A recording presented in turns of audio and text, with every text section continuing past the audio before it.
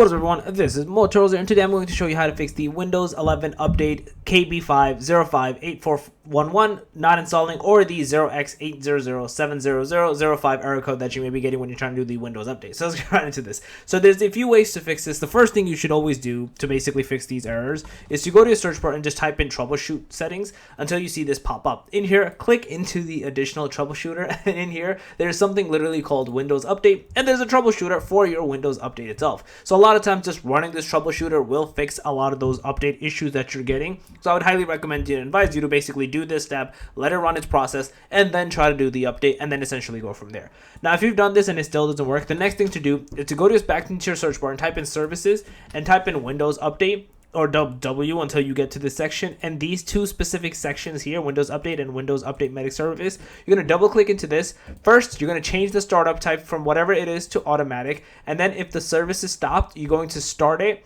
And if it is started, press stop and start it again. Essentially restart the service. Do this for both items. Restart your computer. Try to do the update again. You should be good to go and not have this error persist any longer. So yeah, that's basically it. If you guys have a video, please press it up. Go ahead and channel. Make sure to subscribe. Click that notification bell. And I'm Motorola's out. Peace.